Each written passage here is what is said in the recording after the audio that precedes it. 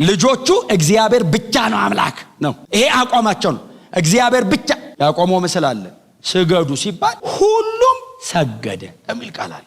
ስሙን ሁሉም ሰገደልና እነዚህ ሶስት ወጣቶች ብቻ ናቸው ያልሰገዱት። እኔ አሁን ይላችሁ ሁሉም ከሰገደ ማን ያያቸው? ያልሰገደ አለ ማለት የሚቆጣጠር ቃላተኞቹ ቆሞ ያሉ ታቃል ይፈልጓቸዋል አለ ጠምዷቸው ሲያዩ ሶስቱ ልጆች ቆመዋል። እዛ ዳር ላይ ቆሙ። ስገድ ሲለው ዝም ብሎ ወደ ንጉስ ማን ያመጣል ታዲያ? ስገድ እሳቱ ይታያል። አልሰግድ አንሰግድ። ለምን? እውነተኛው አምላክ የኛ አምላክ የዕብራውያን አምላክ። እዚህ ምርኮኞኝ ስትኝ የዋዛ እንዳልመስል የአባቶች አምላክ ቀይ ባህርን በቀኝና በግራ አቆሞ በባህር መካከል በደረቅ መሬት ያሻገረ አምላክ ነው። እግራቸው ጭቃ ሳይዛቸው ነው የወጡት። ባህር መሃል ደረቅ መሬት የለም። እግዚአብሔር ደረቅ መሬት አድርጎ እንደዛ ያሻገረ አምላክ ነው የኔ አምላክ። እና በአባቶቻችን በደል ምክንያት ነው የመጣ ነው እንጂ እዚህ ሲጀምር ነዋሪ አይደለን። ለኮንትራት ነው 7 ዓመት ነው የመጣ ነው። እንመለሳለን። አልሰግድ። የልጆቹ መልስ ባይዘው ኦፌንድድ ያደርጋል። ልጆቹ በትህትና አይደለም የሚመልሱልህ። አልሰግድ አምላክ እንዳልሆነ ራሱ ብታክ ትናደዳል። ሲጀመር የአምላክ ጥያቄ መልስ ትህትና የለውም። እግዚአብሔር እንዳታመልክ ቢል ምን መሰለ ብራዘር ይባላል እንዴ? አመልከዋለሁ። ቆጣ ብለህ ነው መመለስ ያለብህ። መጋጨት ነው ያለብህ። ሰይጣን ትሪት ሊያደርግ ሲሞክር እንዴት ራስን ታመቻቻለህ? ይገልብጠ መሄድ ነው። ምንም ይቅርብህ። ሰውነት ከልብስ አይበልጥም እንዴ? ህይወትስ ከመብል አምልኮ እኮ እሱ ነው። ህይወት እኮ ነው አምልኮ። አንሰግድ ሲሉ ጎትተው ሶስቱን ጎትተው ይዘዋቸው ሄዱና ንጉሱ ፊት አቆሟቸው ይላል። ናቹራሊ ንጉስ ምናምን ፌቨርድ ነው። እግዚአብሔር ወንበሩ ላይ ቁጭ ሲያረጋቸው አላያቸው ላይ የሚጭነው ሞገስ አለ። ሰውየው እኮ እንደምታዩት ነው እንግዲህ የፈለገውን ነገር ሰርቶ አምልክ ይላል። እሱ ቁጭ ብሎ ያያል። እኔንም አምልኩኝ እኮ ይላል። በጣም አስፈሪ ነው። ጨካኝ ነው ደግሞ ናቡከደነጾር። ከተማ እኮ ነው የሚያቃጥለው። ኢየሩሳሌምን እኮ አጠፋት እኮ ነው የሚለው። ቤተ መቅደሱን ያፈረሰው እኮ የሰውዬ የቤተ መቅደስ ዕቃ ይዞ እኮ አያሌ ህዝብ እኮ ገለዋል። እሱ ፊት ነው የቆመው። እናንተ የባቢሎን አውራጃ ገዢዎች ናችሁ አይደል? አዎ። ዳንኤል ባለፈው ህልም ሲፈታ ነበራችሁ እናንተ። በልሹም ስለው ጓደኞቼ ሹማቸው ብሎ ነው ባይዘው ያሾማቸው። እነሱ ባይዘው ተመርጠው ተሾሞ እኮ አይደለም። ዳንኤልን ሊሾመው ሲል ጓደኞቼ አሉ ብሎ ነው ያሾማቸው። በእውነት እና በዳንኤል ህልም ፈቶ ነው የተሾማችሁት። አዎ በሉ አሁን ሂዱና ስገዱ። በዳንኤል ሞገስ አልፌያቸዋል፣ ሂዱና ስገዱ ሲላቸው ያነበብኩት ክፍል ነው። ስገዱ አላቸውና ከዛ ቀጥሎ እንደዚህ አላቸው፣ ከእጄ ሊያድናችሁ የሚችል አምላክ የለም። ጂሰስ ሰው እንደሌለ ቢያቀራሱ እንደዚህ አይል። ምን አይነት ትዕቢት ነው? ከኔ እጅ አላቸው ምንም አምላክ አያድናችሁ ሲላቸው ልጆቹ አንተ ላቆምከው የወርቅ ምስል አሉት። ኢቭን አምላክ ብሎ አልጠሩትም። አንተ ያቆምከው አሉት። አንተን የሰራው አሉት። እውነታቸውን የአሕዛብ እኮ አማልክት እኮ ጣዖታት አይደል? ጣዖታቶች እኮ በተከታዮቻቸው እኮ እድሜ ይበለጣሉ። ተከታዩና የሚሰራው ትሻለኛለህ ይልና ከካር ቁጭ አድርጎ ከዛሬ ጀምሮ አመልካለሁ ይላል። እድሜውን የሚወስንለት ተከታዩ። የኛ ብቻ ነው እኮ ሰርቶን። እኛ አሁን እዚህ አሁን ተሰብስበን አምላክ ሁን ያላለ ሆኖ ነው እኮ ያገኘነው።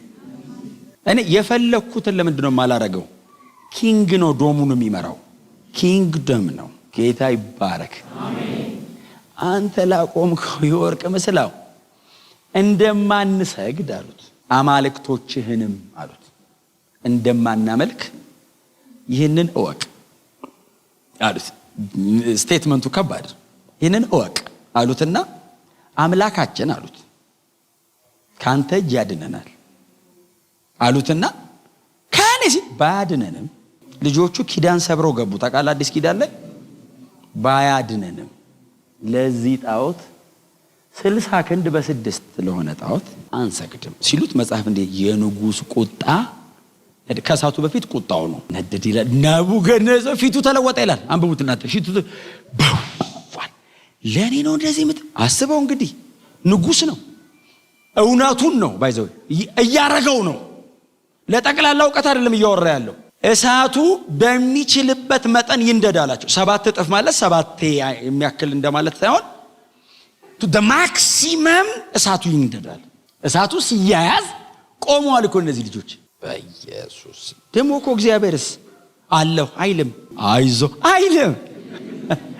አዲስ ኪዳን ቢሆንሽ መንፈስ ቅዱስ በእኔ ውስጥ አለ ምናምን ያን የለም። ለመስራት ነው ከመጣ የሚመጣው ላይመጣም ይችላል። ፈቃዱ ከሆነ በቃ ኑ በዚህ በኩል ሊልህ ይችላል። እሱ ላይ መጣ ይችላል። በቃ ኑ ሊልህ ይችላል። በቃ ና ካለ እኮ በሷታ በኩል አብረ ያድነናል አሉትና ባያድነንም የኃይል አይደለም የፈቃድ ነው አሉት። ከፈለገ አለው እንዴ አንተ በእጅ የምትወረውርበት እኔን እጅህን እኮ ካፈር የሰራው የኔ አምላክ እንደዚህ በእናትህ ማፀን እኮ የገጣጠመ እሱ ነው ያድን። ጥያቄ ውስጥ አይገባም። ባያድነንም ግን አናመልክም። ይህን ማወቅ አለብን። ንጉሥ ሲሉት መጽሐፍ እንደዚህ ይላል፣ ንጉሥ ተበሳጨ ይላል፣ እሳቱ ነደደ ይላል። ከንጉሱ አይደል የተመረጡ ወታደሮች ማለት የተመረጡ መጡ፣ እንደ ኳስ መወርወር የሚችሉ ይኸው መጎናጸፊያ የጭንቅላታቸው ስካርፕ ሰናፊል ስካርፓቸው ልብሳቸው ያላቸው ሙሉ እላያቸው ላይ በሰንሰለት ጥፍር ተደርጎ ታሰረ። እንዴት አድርጎ ሊያነዳቸው እንደሆነ በቃ ልጆቹ ተዘጋጁ፣ ታሰሩ። ሰብስበው ወደ እሳት ወረወሯቸው። ዳኒ ነበር መጥቶ ነበር ለማየት። አረ ጓደኞች ሊቃጠሉ ነው ሲሉት መጥቶ ነበር። ምክንያቱም ሲወጡ ሲጽፈው የጻፈው የአይን ምስክር ነው። እሳት አይሸትም ነበር ማለት ምዕራፍ 3 ለመጻፍ ተጠግቶ አሽትቷቸዋል አለ። የቀድሙ ሽታ ነው ከቤት ስትወጡ የነበረው አይነት ነው ብሎ እንኳን ሊቃጠሉ ጭስጭስ አላሉም ነው። እንዴ አንተ አሁን እኮ ደህና ወጥ የሚሰራበት ቤት ገባ ብለህ ብትወጣ እኮ ይቆይብሃል እቶን እሳት። እግዚአብሔር ራሱ ግን ለራሱ ሲሆን እኮ በተለየ መንገድ ነው የሚሰራው። ሲጠብቀ ከእሳቱ ብቻ ሳይሆን ከምንም ነው የሚጠብቀ። ከስጋቱ ይጠብቃል። እንኳን ከምልክቱ ውስጥ ራሱ እንዳያስብ ነው የሚያደርገው እንኳን ደጅ እና ሳይበስበው ሲያረጓቸው እሳቱ ኃይሉን እንዲያሳይ ተፈቅዶለታል። ያው ጌታ ኢየሱስ ገብቶ ነበር አይደል? የአማልክት ልጅ ነው የሚለው ከዛ የእግዚአብሔር መልአክ ይላል። ቴዎፋኒና ቴዎፌላ ስለሆነ ኢንተርቼንጀብል ነው። መለኮት መጥቶ ነበር ይላል። ከዛ ደግሞ የእግዚአብሔር መልአክ ይሉታል። ኤኒዌይስ ተወረወሩ፣ ገቡ። ሲገቡ ውስጥ ቀድሞ ገብቶ የነበረው ነግሮታል ለእሳቱ የምፈልገውን በሙሉ አድርግ፣ እነዛን ሶስቱን ግን እንዳነካቸው። ምክንያቱም እንደዛ ነው። እሳት መቼስ በምንም ተአምር ሊምርህ አይችልም። አይመርጥም እሳት ካልተነገረው። የሚበልጠው መጥቶበት ነውና ሲወረውር ወርዋሪዎቹን አይደለም የሚለው እሳቱ አይደለም እኮ ወላፈኑ አይደል ሲል ገደላቸው ይላል። ናቡከደነፆር ያይና ባይዘዊ ወርዋሪዎቹ ሞቱብኝ አይልም። እሳት ነው ማለት ነው። ሞከረባቸው። ከዛ ልጆቹስ ገብተው እሳት ውስጥ ገብተው እሳቱ እሳት መሆኑን ለማሳየት የታሰሩበትን ብረት አቀለጠው። አልነካቸውም። ብረቱን ሲያቀልጠው እችን እጃቸው ላይ ጸጉራለች አልነካትም።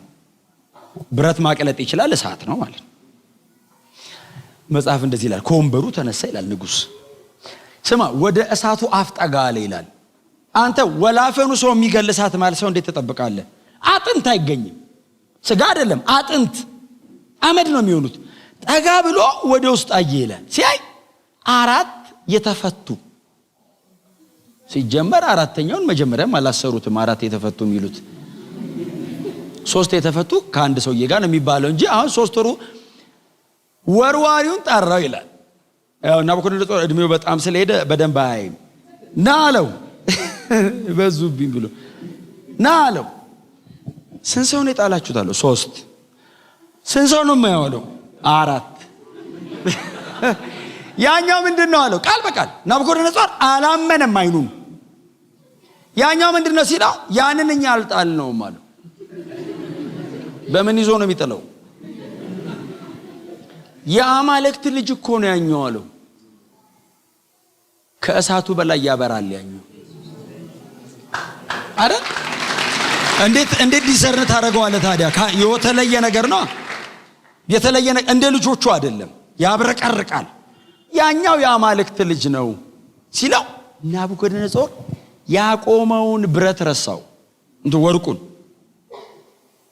የአባቴ ብሩካን አለ። አባቴ አለው ታውቃለህ። እዛው የድሮ ሰው ግን እንዴት ቶሎ ቶሎ አምላክ እንደሚቀየር አንተ አያድርም እንዴ አቁሞ የአባቴ ብሩካን አለና ኑ ውጡ። ገብቶ ማውጣት አይቻልማ ወላፈኑ። እሱንም አይመራውም ንጉሥ ስለሆነ። ክርስቲያን መሆን የሚጠቅም እኮ የሆነ ቦታ ነው። ነው ለምንም ነገር ላይ ያድን ይችላል። በጌታ መሆን የሚያድን ከዘላለም ሞት ምን ያድናል? ማንስ ያድናል? ኢየሱስ ብቻ ነው የሚያድን። ኑ ውጡ ሲላቸው እሳት ውስጥ 4 ናቸው፣ ሲወጡ 3 ናቸው። ደጅ ባንተ ነው የሚታየው፣ እሳት ውስጥ ነው ለብቻው የሚመጣ። ስትጨቃጨቅለት ባንተ ነው። መከራው ሲገባ አጠገብ ይቆማል። መጥፊያቸው ሳይሆን እሱን ማሳያ ሆነ። በጣም በተጠነቀቀባቸው ያለው ሰው እግዚአብሔር ከውሳኔ ጋር ይቆማል። እነዚህ ልጆች እንደዚህ ባይጨክኑ የሚቀጥለው ነገር የለም። ያድነናል ባያድነንም ልክ ሲሉ እታያለሁ በእነዚህ ይላሉ። እሳት ውስጥ ሲገቡ ብቅ እላለሁ። ደጅ ሲጨቃጨቁስ አለው አይዞ የሚል መልእክትም አልመጣም። እንደዛ አይነት የማረግ እቅድም የለውም። የዳንኤልም እንደሱ አይደል ጉድ ያደረገው እንጂ የዳንኤል እንደ ምዕራፍ 6 ያው በጣም ማይ ፌቨራይት ቻፕተር ሲጨቃጨቅ ሲከራከር እጸልያለሁ ሲል እንዳጸልይ ሲባል እጸልያለሁ ወደ አንበሳ ጎተታ እጸልያለሁ ሲል እግዚአብሔር አይዞ አይለው በርታ አይለው። መልአክ እንደላቀ የሚያውቀው ብቻውን ያው ይሄ መልአክ አለ ምዕራፍ 3ም ላይ አለ እዛ ምዕራፍ 6ም ላይ አለ። ቶሎ አይሄድም። እግረ መንገዴን በመደዳ አድኛቸው ልሂድ ብሎ እዛ ነው ሲመላለስ ነው የሚውለው። ልጆችም የሆነ ቦታ ይገባሉ ለእግዚአብሔር ብለው ወስነው ይገባሉ። ጨካኞች ናቸው። ሰው ሀገር ሄደው አምላክ ያስለውጣሉ በህግ። ምክንያቱም እዚህ ምዕራፍ 3 ላይ እኮ ከነዚህ ከሶስቱ ወጣቶች አምላክ በቀር አለ ናቡከደነፆር ሌላ ሰው ሌላ አምላክ ሲያመልክ ወይንም በእነሱ አምላክ ላይ የስድብ ቃል ሲናገር ብሰማው አለ ቢገኝ በግዛቴ ማለት በ127 ሀገር ወሬ እልፍ ሲል ከሰማችሁ ሰውየውን አምጡትና የጉድፍ መጥያና ምናምን አረጋዋለሁ አለ አጠፋዋለሁ አለ። አምላክ በህግ ተቀየረ። እግዚአብሔር በሰጠን በዚህ ዘመን በውሳኔ ነው እንደዚህ ያደረገው። የልጆቹ ጭካኔ ነው እግዚአብሔርን መጠን በሌለው መንገድ ራሱን እንዲያሳይ ያደረገው። ፊዚካሊ ታየ እግዚአብሔር። ሰው ናቡከደነፆር አይነት ጣዖት አምላኪ ሰው ባይኑ አየው። አይኑን ጨፍኖ አይደል ናቡከደነፆር ሴንስ ያደረገው። ቸርች ያሉ ሰዎች አይደለም ተሰብስበው ዋው ያሉት። አጋንንት አምላኪው ሰውዬ እስኪያየው እግዚአብሔር ተገለጠ። እንወስን። አሜን ነው። ለጌታ እንኑር። እውነቴን ነው የምላችሁ። ጌታን አሳይተን ብናልፍ ነው ክብር። እርሱ በእኛ ለዓለም ሁሉ ቢታይ ነው በጣም ክብር ለኛ። እሱን ብናሸትተው የእሱ አይነት ብንሆን ለኛ ክብር ነው። ክብር ለኢየሱስ ይሁን። እና ዳኒም የገጠመው ይሄው ነው። መጽሐፉም ላይ ደግሞ በምንም አይነት መንገድ እግዚአብሔር የአንዳንድ ነገሮችን ዋስትና 100% አይሰጥህም። ግባ ነው የሚል ና ነው የሚል።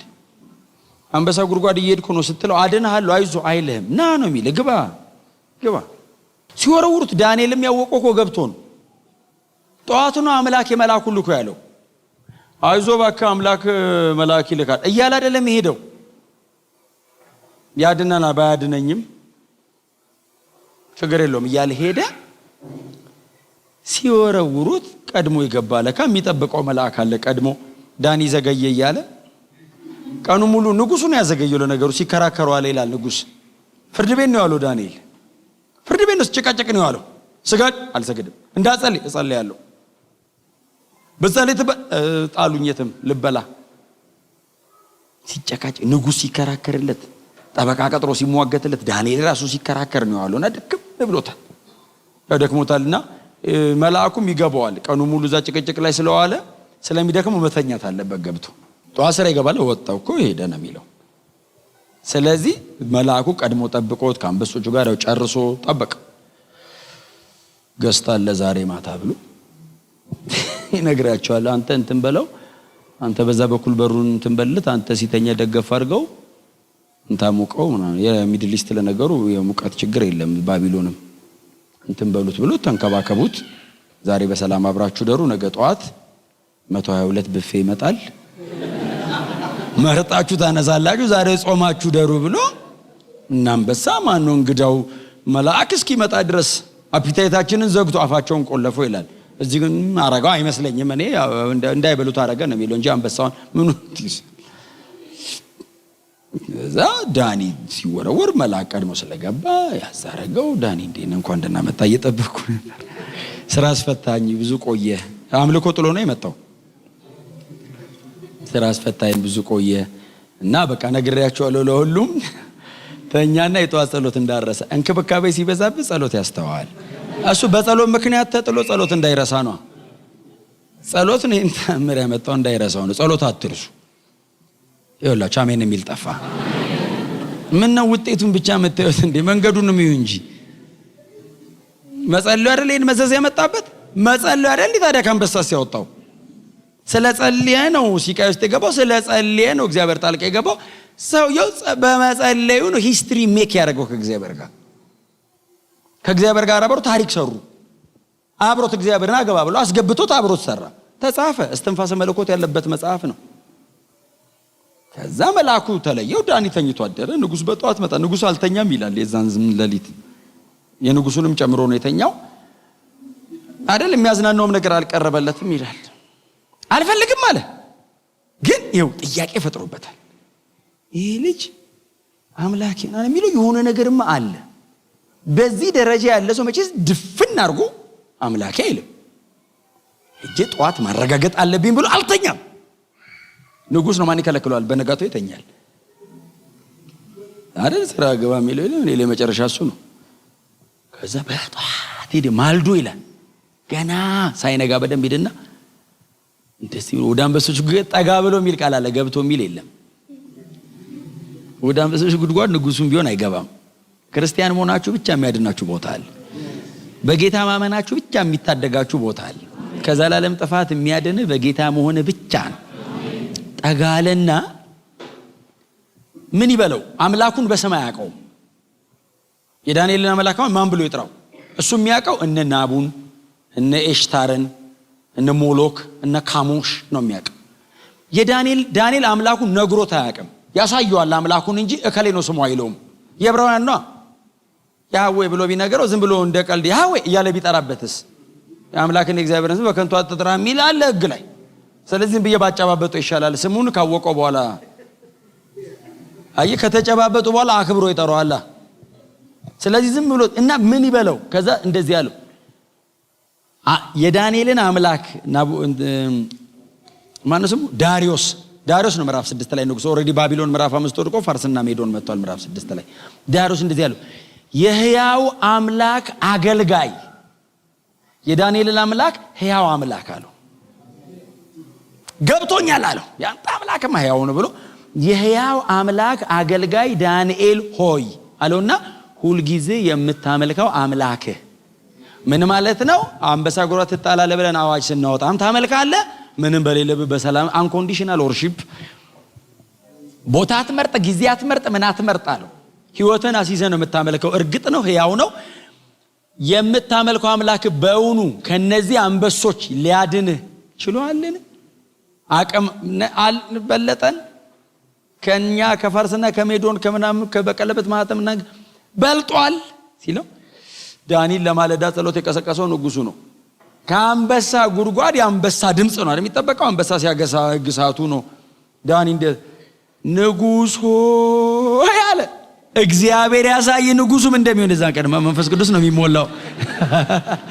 ምክንያቱም እግዚአብሔርን ሕያው አምላክ ብሎ የተጣራ ንጉስ ደግሞ ዳንኤልን ይወደው ነበርና ነው ተከራከረለት የሚለው። የእግዚአብሔር ሰው ነው ብሎ አይደለም የተከራከረለት፣ የሚወደው ታማኝ ነበርና ነው የሚለው መጽሐፍ። ንጉስ ሆይ አለውና 1000 ዓመት ንገስ። ክሱ ምንድነው? አንተን አያከብርም ነው። ዳኒ ደግሞ እንዲያለው 1000 ዓመት 10 ቁጥር 1000 ቁጥር 10 ቁጥር ምናምን አፖካሊፕቲክ ቡኮች ላይ አቡቀለመሲስ ራሱ ትርጉም ያስፈልጋል። ስለ መጨረሻው ዘመን የሚያወሩ ሕዝቅኤል ግማሹ፣ ዳንኤል፣ ራእይ፣ ዘካርያስ ግማሹ ምናምን እነዚህ ላይ 10 ቁጥር 1000 ቁጥር ልክ እንደ 7 ቁጥር ሙሉ ቁጥር ነው። 1000 ዓመት ንገስ ማለት 1000 ዓመት አይደለም። እድሜ ዙፋን ላይ ይለቃለው እንዲህ እንደነገስክ ጨርሳለሁ። ንጉስ ሆይ 1000 ዓመት ንገሳለውና ሁለት ኳሊቲ ነገረው። በፊቱ ቅንነት ተገኝቶብኛል፣ አንተንም አልበደልኩም። ስለዚህ አምላኬ መልአኩን ልኮ ያንበሶቹን አፍ በእነዚህ ምክንያቶች እውነተኛ አምልኮ አንተን አለመበደል በአምላኬ ፊት በቅንነት መገኘት ነው አለና በዚህ ምክንያት ወደ ላይም ወደ ጎንም ጤነኛ ነኝ አለው። ወደ ላይም ወደ አንተም ብታየኝ ወደ ላይም ብታየኝ እኔ ጤነኛ ነኝ። ስለዚህ አምላኬ መልአኩን ልኮ አንበሶቹን አፍ ዘጋ፣ እነርሱ አልጎዱኝም። ያው አልጎዱኝም ማለት ከአንበሳ ጋር ስታድር አይደል? አሁን አልመች ብሎ ስተኛውን ብታንኮራፋ ቀና ያረጋል። እንደ አንበሳ ነው ቀና የሚያረግህ። ሊቀጭ ይችላል። አልጎዱኝም። ኤኒዌይስ ከአንበሳ ጋር ግን አደረ በሰላም ነው ያደርኩት ሲለው መጽሐፍ እንደዚህ ይላል፣ አውጡት አለ ይላል። ማንም ገብቶ አያወጣም። ገመድ ልከው አውጡት። ዳኒ እንትኖቹን ጥሩ ነው ያስተናገዱት። በጣም በጣም አመሰግነው። ሌላ ንጉስ መጥቶ እስክንገናኝ አቋም አይቀይርም። መጣሉም ላይቀር ይችላል። ሌላ ጊዜ እንገናኛለን እንግዲህ ወደ ጌታ ካልሄድኩ ብሎ ተሰናብቷቸው ወጣ ይላል። ንጉስ ዳሪዮስ ምንድነው ያለው? የዳንኤል አምላክ አለ ያድናል፣ ይታደጋል።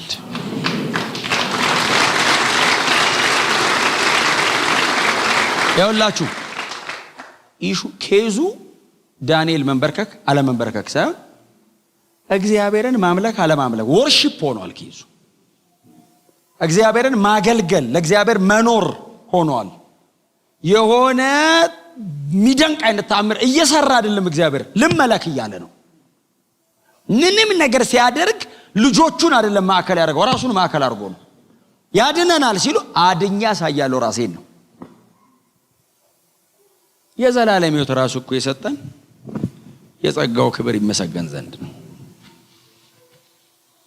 አይደል? ኤፌሶን ምዕራፍ 1 ቢነገር ነው ሰው አዳነን ይልና ጳውሎስ ይንከባለላል መሬት ላይ። ለምንድን ነው ያዳነ ስትሉ የጸጋው ክብር እንዲመሰገን፣ ለክብሩን ያዳነኝ እናድናቸው ብሎ አይደለም ያዳነኝ፣ ያው የጸጋው ክብር ይመሰገን ዘንድ። ሙሴ እግዚአብሔርን በምንድን ነው የያዘው? ይህን ሕዝብ ላጥፋና ለሌላ ላርግ ምናምን ሲለው ምንድን ነው ያለው ሙሴ?